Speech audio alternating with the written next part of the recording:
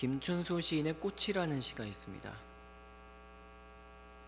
내가 그의 이름을 불러주기 전에는 그는 다만 하나의 몸짓에 지나지 않았다.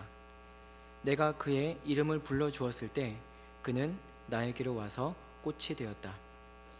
아마 여기까지는 많이 아시지 않을까 합니다. 그러나 이 시에 다음 연이 있습니다. 내가 그의 이름을 불러준 것처럼 나의 이 빛깔과 향기에 알맞은 누가 나의 이름을 불러다오. 그에게로 가서 나도 그의 꽃이 되고 싶다. 이렇게 누군가의 이름을 부른다는 것, 누군가에다가 이름 지어주는 것에는 여러 의미가 있습니다만 그 중에는 그것의 실체, 그 사람의 실체를 정확하고도 조리 있게 파악한다는 것이 있습니다. 좋은 것에는 좋은 이름을, 나쁜 것에는 나쁜 이름을, 그 실체를 잘 파악해서 그렇게 한다는 것입니다. 우리가 인생을 살아가는 데 있어서 어쩌면 가장 큰 행운이란 내가 가지고 있는 빛깔과 향기를 정확하고 조리 있게 파악해주는 한 사람을 만난다는 것입니다. 저와 여러분에게는 그 사람이 있습니까? 아니면 누군가를 향한 그 한 사람이 저와 여러분입니까? 이 질문에 있어서 안타깝게도 제 스스로를, 제가 설교자로 여기 올라왔습니다만 제 스스로를 자신할 수 없는 것은 창세기 3장 이래로 하나님을 떠나서 죄 가운데 놓인 모든 사람의 특성이 저에게도 분명히 있기 때문입니다. 죄 가운데 놓여서 진노의 자식됨을 나타내게 되는 수많은 모습들이 있습니다. 그 중에는 정확해야 하는데 정확하지 않고 조리 있어야 되는데 조리 있지 않은 눈과 입이 있습니다. 누구든 간에 자기가 마주하는 상황이 크고 작게 변화하는 것에 따라서 판단의 기준과 이에 근거한 판결 내용을 손바닥 뒤집듯이 바꿔버릴 수 있습니다.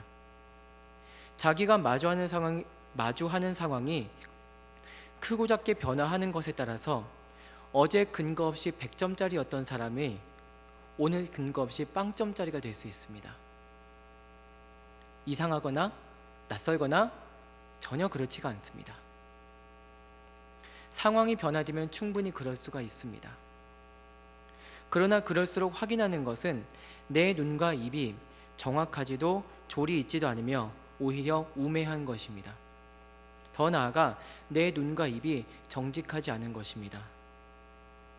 설령 내가 정직하다, 잘못이 없다, 흔들림이 없다 판단할지라도 내 눈과 입이 객관적으로 정확하지도 않을 뿐더러 하나님의 마음과 거리가 먼 것입니다. 사무엘상을 보고 있는데요, 다윗을 둘러싼 상황들이 그랬습니다. 골리앗을 죽일 때만 해도 사울은 천천히요 다윗은 만만이라 하면서 온 이스라엘과 유다가 다윗을 사랑했다고 성경은 기록하고 있습니다. 왜 사랑하였느냐? 자기들과 함께 있으면서 외적으로부터 자기들을 지켜주기 때문이죠. 그러나 다윗이 사울왕의 미움을 사서 쫓겨나고 도망자 생활을 하게 되고 나서 다윗을 사람들이 더 이상 환영해야 하지 않고 불편해합니다. 멀리합니다.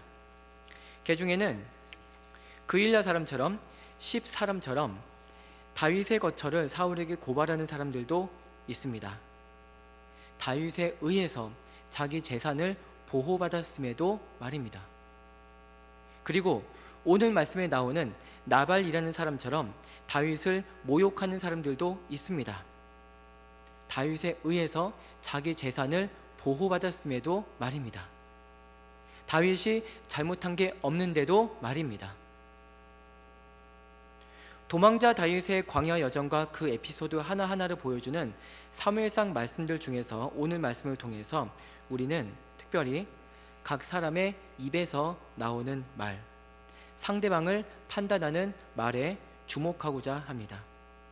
이 말들을 통해 다윗이 당시 어떤 상황에 있었는지도 볼 수 있지만 상대방을 특정하는 말들이 그 상대방의 특성을 정확하고 조리 있게 반영하는가의 여부와 더 나아가 그 말들이 사람과 세상을 바라보는 하나님의 마음을 과연 잘 반영하고 있는지를 오늘 말씀을 통해서 살펴보고자 합니다. 먼저 볼 것은 나발의 말입니다.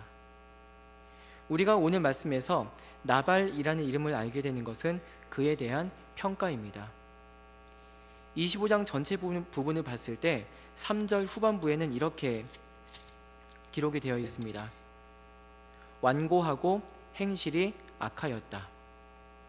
사실 나발이라는 이름의 뜻 자체가 좀 그래요. 어떻게 이게 본명일까 싶을 정도로요. 근데 이건 좀 나중에 마지막에 살펴보고요.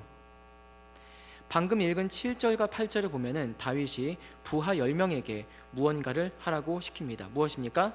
다윗과 600명의 부하들과 그 가족들이 먹을 것을 달라는 것입니다. 누구에게? 나발에게요. 마침 나발이 자기 집 양의 털을 깎는 날이었는데요.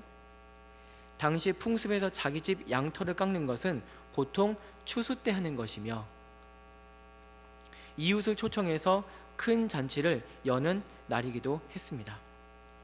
사실 이웃을 초청해서 큰 잔치를 베풀 만한 사람이면 부유하거나 여유가 있거나 그런 사람일 것입니다. 자, 다윗이 아무 연고도 없는데 자기와 일행들이 배고프다고 무턱대고 지역 유지한테 가서 반협박을 한 것일까요? 전혀 아닙니다.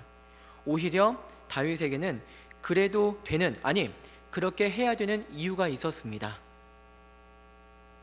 먹을 것이 떨어져서 그렇겠지만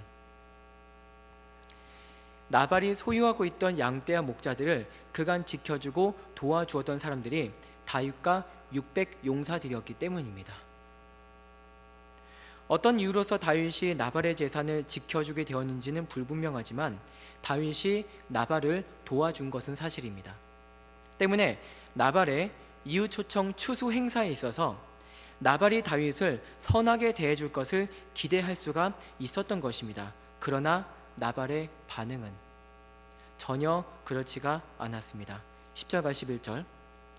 요즘에 각기 주인에게서 억지로 떠나는 종이 많도다.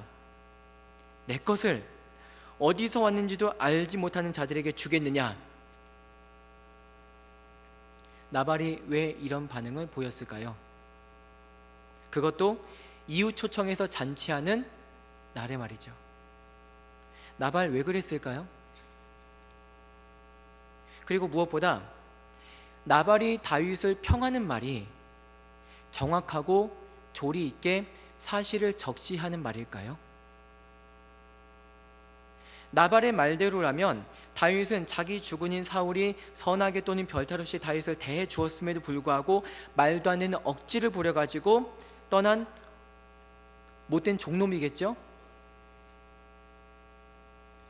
그러나 사무엘상 곳곳에서는 다윗이 오히려 가장 충직한 사람이었으며 나발이 말한 것처럼 그런 못된 종놈이 전혀 아니었음을 잘 보여주고 있습니다. 이것을 나발은 정녕 몰랐을까요?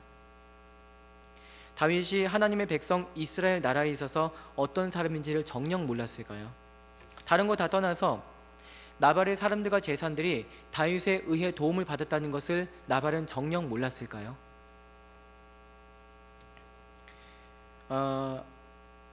말씀을 준비하면서 좀 생각을 좀 해봤습니다. 만약에, 사실 만약이라는 용어를 붙이는 것은 부질없는 것이지만, 이미 끝난 사실에 있어서는 좀 부질없는 것이지만 그래도 붙여볼 가치가 있어요. 만약에 나발을 도와주었을 때 다윗이 도망자가 아니라 여전히 사울에게 의심 전혀 안 사가지고 사울에게 그리고 온 이스라엘에게 사랑받는 사람이었다면, 즉 권력의 중심이었다면 나발은 긴장을 했겠죠. 나발의 눈, 귀, 입은 다윗이 어떤 사람인지를 정확하고 조리 있게 판단하기 위해서 엄청 무지의 애를 썼겠죠. 그러나 오늘 말씀에서 다윗은 나발에게 있어서는 속된 말로 동아줄 잘려버린 사람일 뿐입니다. 그러니까 내 마음대로 봐도 됩니다. 내 마음대로 판단해도 됩니다. 설령 내 마음대로 나쁜 짓을 하더라도 아무렇지도 않습니다.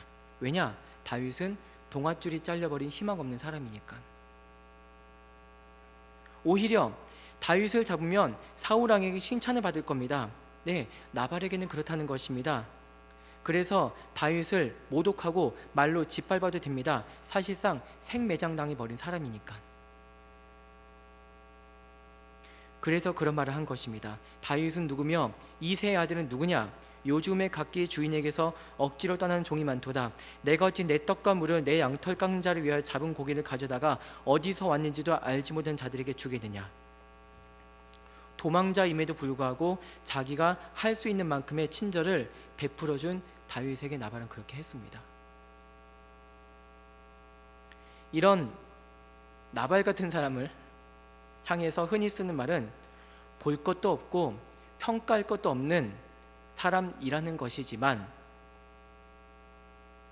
만약 오늘 말씀에서 다윗이 갈 곳 없는 도망자가 아니라 사울의 총애를 전혀 잃어버리지 않은 장군이었다면 그 앞에서 나발이 오늘 우리가 읽은 말씀과 같은 말을 했겠느냐 라는 질문은 한 번 정도는 해볼 만한 가치가 있는 것입니다.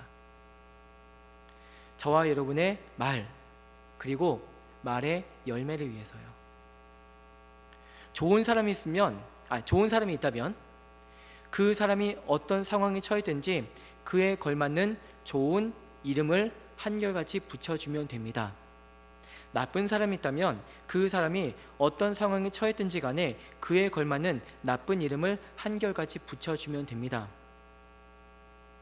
만약에 상황의 변화, 시류의 변화에 따라서 좋은 사람에게 나쁜 이름을 붙인다면, 나쁜 사람에게 좋은 이름을 붙인다면, 그것은 그렇게 시류의 변화에 따라 어긋나게 평가하고 이름 붙이는 말은 정확하지도 않고 조리있지도 않고 정직하지도 않으며 더 나아가 하나님의 선하심과도 전혀 안 어울리는 것입니다.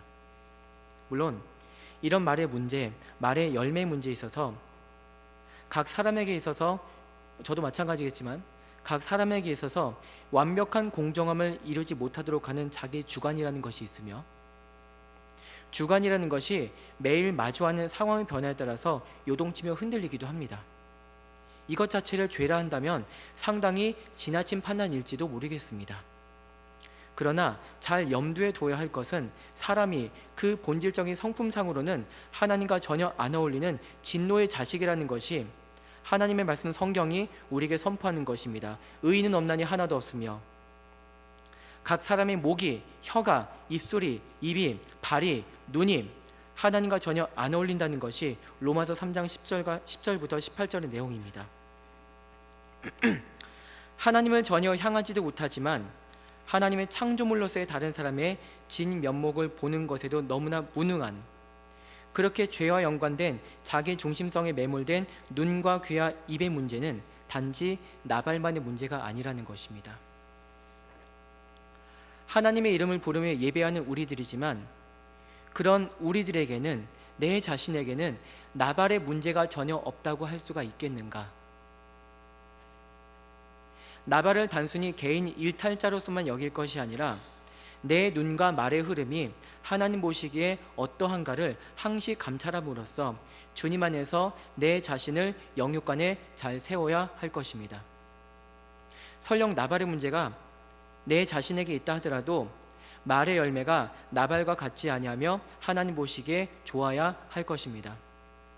겉으로 보기에 좋은 척하는 것이 아니라 이미 예수 믿어 구원받아 성령 하나님의 지도를 전적으로 받는 사람으로 저와 여러분은 말과 말의 열매가 그 겉과 속이 하나도 빠짐없이 다 좋아야 할 줄로 믿습니다.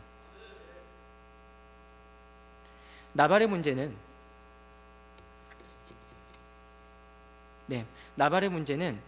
그 스스로뿐만이 아니라 다른 사람조차도 하나님 보시기에 악한 열매로서 말의 열매를 맺게 했다는 것이죠. 심지어 다윗조차도 말입니다. 사실 이것도 주의 깊게 봐야 되는데, 내 말의 열매는 하나님 보시기에 좋은가 나쁜가? 좋다고 여기더라도 하나님께 기도하시면서, 물론 이미 기도하고 계시겠지만 한 번 더 기도하시면서 살펴봐야 됩니다. 내 입의 열매가 정녕 좋은가? 나를 위해서이기도 하겠지만 내 말을 받을 대상들을 위해서이기도 합니다. 하나님 보시기에 말의 열매가 잘 맺혀질 수 있도록 말이죠. 그래서 본문에서 우리가 살펴볼 두 번째는 다윗의 말, 그리고 나발의 아내 아비가일의 말입니다. 다윗의 반응은 이랬습니다. 모두 칼을 차라. 그리고 그 즉시 600명 중에서 400명을 데리고 나발의 집을 향해 쳐들어갑니다. 22절을 보면 다윗의 결심은 이러했습니다. 내일 아침까지 나발의 집 모든 남자들을 반드시 전부 다 죽인다. 그렇게 나발의 집으로 가던 다윗과 일행들은 한 여인을 만나게 됩니다. 나발의 아내 아비가일입니다. 아비가일이 다윗과 일행들을 선대하기 위해서 결코 빈손으로 오지 않았다는 것도 주목할 부분입니다만, 더 주목할 것은 오늘 말씀으로도 읽었던 아비가일의 말입니다. 29절부터 31절까지를 다시 한번 읽을 때 함께 읽도록 하겠습니다. 29절부터입니다. 함께 읽겠습니다. 시작. 사람이 일어나서 내 주를 쫓아 내 주의 생명을 찾을지라도 내 주의 생명은 내 주의 하나님 여호와와 함께 생명 싸개 속에 쌓였을 것이요 내 주의 원수들의 생명은 물매로 던지듯 여호와께서 그것을 던지시리이다. 여호와께서 내 주에 대하여 하신 말씀대로 모든 선을 내 주에게 행하사 내 주를 이스라엘의 지도자로 세우실 때 내 주께서 무죄한 피를 흘리셨다든지 내 주께서 친히 보복하셨다든지 함으로 말미암아 슬퍼하실 것도 없고 내 주의 마음에 걸리는 것도 없으시리니 다만 여호와께서 내 주를 후대하실 때 원하건대 내 주의 여종을 생각하소서 하니라. 아멘. 세상이 전혀 변화되지 않는데 나 혼자만 바뀌어서 무슨 소용이냐?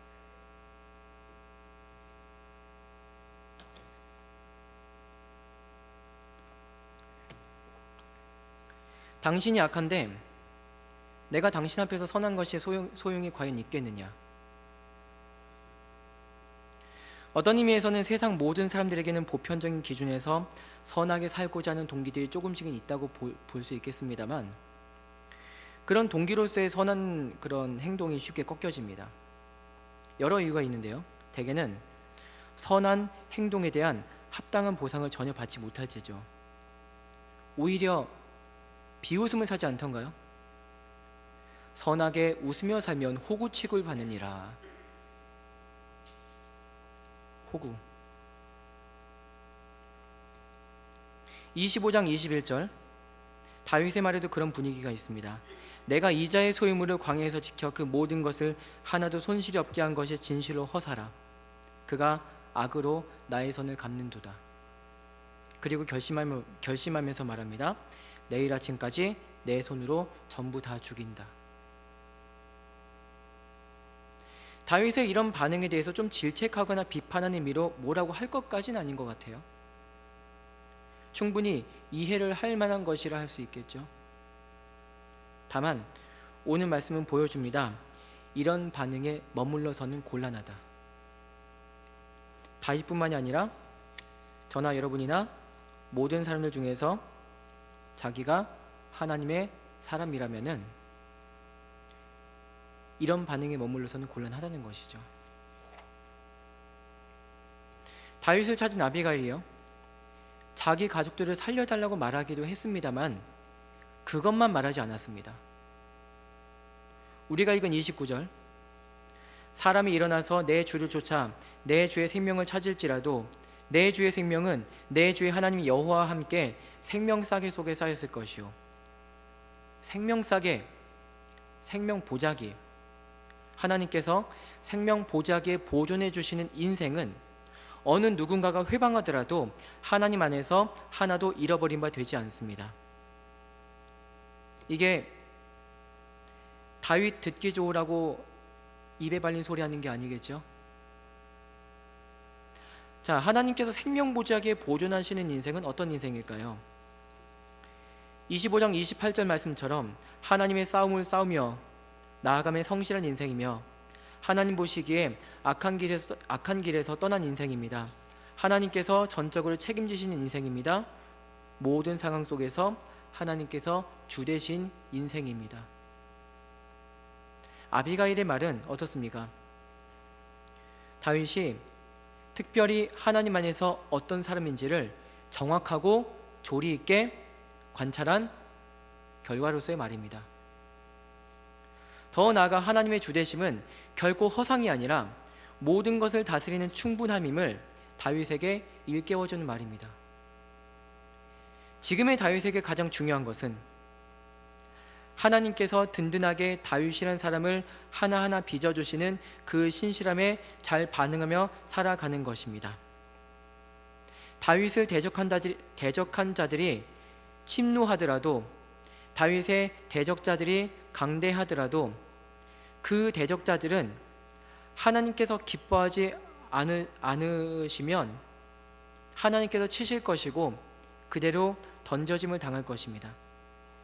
자기 남편이지만 하나님 앞에서 끝까지 악하며 어리석으면 어리석음의 정당한 대가를 하나님으로부터 당할 것입니다. 다윗이 굳이 손을 대지 않더라도요. 나발의 말의 열매에 전염된 다윗의 말과 행동은 만약에 그렇게 결심한 대로 이루어졌다면 나발과 그의 일족에게는 파멸이겠지만 다윗에게도 평생 후회로 남겨질 수 있었을 것입니다. 그러나 하나님 안에서 다윗이 어떤 사람인지를 통찰한 아비가일의 말과 행동의 열매는 어땠을까요? 다윗이 아비가일에게 이렇게 말하죠. 오늘 너를 보내어 나를 영접하게 하신 이스라엘의 하나님 여호와를 찬송할지로다. 또 내 지혜를 칭찬할지며 또 내게 복이 있을지로다. 오늘 내가 피를 흘릴 것과 친히 복수하는 것을 내가 막았느니라. 말이라는 게요, 하나님의 마음과 같은 노선을 타게 될 경우에 어떤 열매를 맺는가를 보여주는 설례라고 할 수 있는 것입니다. 말씀을 이쯤에서 정리해 볼 것은, 저와 여러분이 만약 오늘 말씀의 현장 가운데 당사자로 있었다면 비록 아비가일의 말을 하나님의 인도하심이라고 인정할지라도 그 마음의 일말에는 다음과 같은 감정이 있었을 것이라고 사료되기 때문입니다. 하나님 좋습니다. 내 칼을 거두겠습니다. 그런데 나발, 저자의 운명은 어떻게 되는 것입니까? 저자가 그대로 살아있다면 정확하지도 않고 조리있지도 않으며 정직하지 않으며 죄악으로 가득 찬 말의 열매가 계속 맺혀질 텐데 하나님께서 과연 어떻게 해결하시겠습니까? 오늘 말씀뿐만이 아니라 사무엘상이 줄곧 말씀을 읽은 모든 성도들에게 공통적으로 주는 메시지는 주되심의 확인입니다. 정녕 누가 주관자이며 왕이냐? 하나님을 떠난 세상의 습관을 모든 사람, 말 그대로 모든 사람이 가지고 있다 보니까 하나님을 대적하는 사람들은 말할 것도 없지만 성도로서의 마음과 태도 중에서도 하나님의 주되심을 인정하는 마음조차도 상황의 변화에 따라서 왔다 갔다 할 때가 많습니다. 제가 그렇다는 것입니다. 그리고 사실 내일 일은 모르잖아요. 1시간 뒤의 일도 모르잖아요. 몇 분 뒤의 일도. 다 그렇지 않습니까? 주관자 되신 하나님에게 맡기고 기도하라, 이렇게 끝을 내버리면은 마음이 시원해지십니까?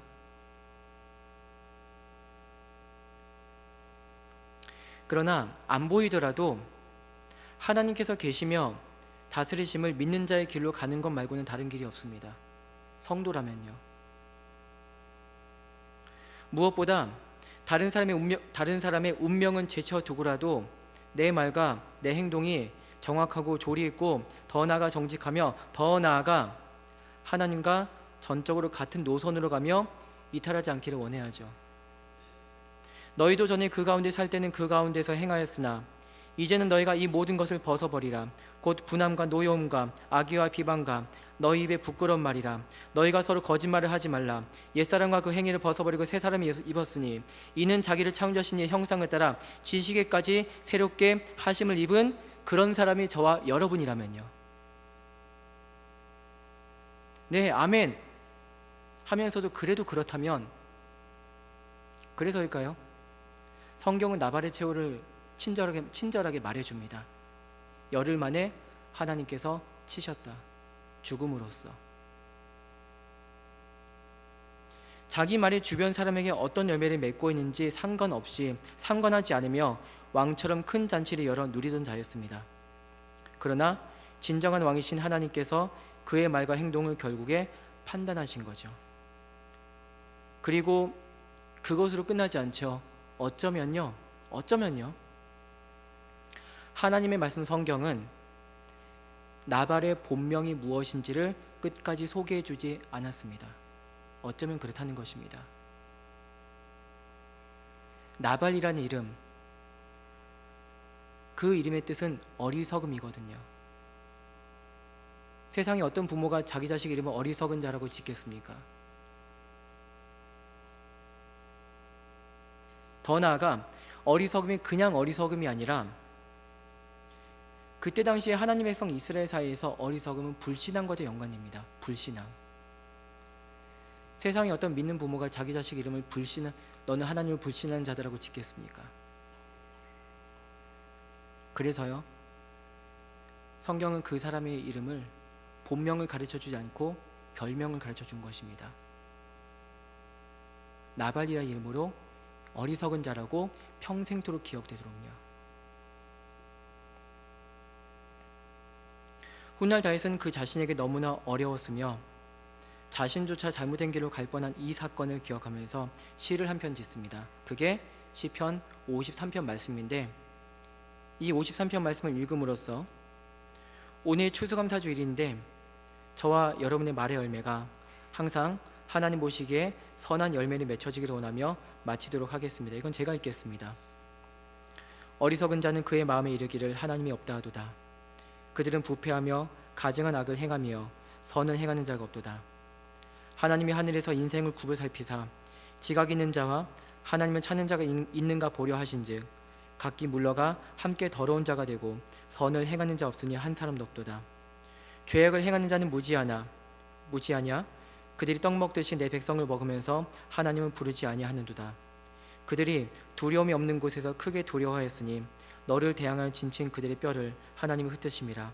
하나님이 그들을 버리셨으므로 내가 그들에게 수치를 당하게 하셨도다. 시온에서 이스라엘을 구원하여 줄 자 누구인가? 하나님이 자기 백성의 포로된 것을 돌이키실 때 야곱이 즐거워하며 이스라엘이 기뻐하리로다. 기도하겠습니다.